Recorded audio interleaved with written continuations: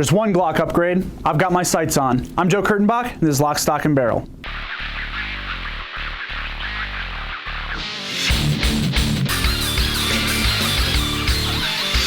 When talking to personal defense practitioners about using a Glock for personal defense, a lot of them recommend the first thing you need to do is change the sights. After taking Dave Spaulding's Handgun Combatives course, I thought he'd be a great guy to ask about what he would recommend for using on a Glock 19. It just so happens that Dave has his own set of sights that he designed and is manufactured by AmeriGlo, and they're called the Combative Applications Pistol Sights, or CAP for short.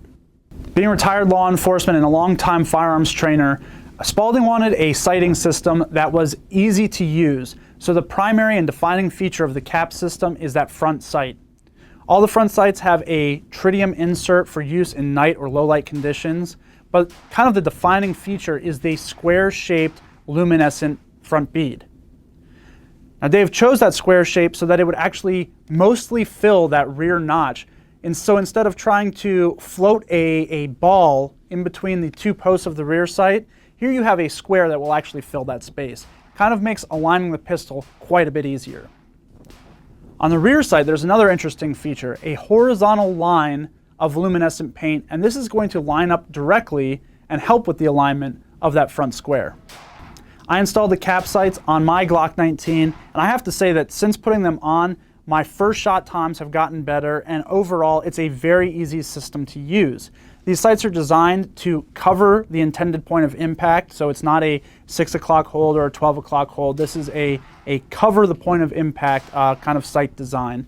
But overall, very easy to use. Installation is also a breeze. Obviously you need a Glock front sight tool because the front sight is kind of that screw-on design.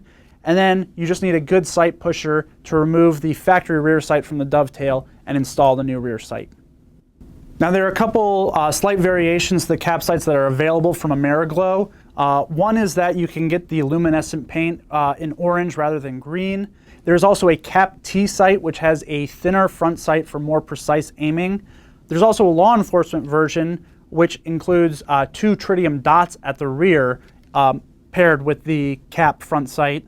And then there's the Spaulding edition which has a plain black rear, kind of serrated to reduce glare. Besides being made for most Glock pistols, the CAP sights are also available for some Smith & Wessons. I really can't offer a higher endorsement than to say that my own Glock is wearing Dave Spaulding's CAP sights. So if you want to learn more about Dave's philosophy and handgun combatives, go to handguncombatives.com. To find out more about the CAP sights, go to AmeriGlo.com. And to stay tuned on the latest guns and gear, go to AmericanRifleman.org.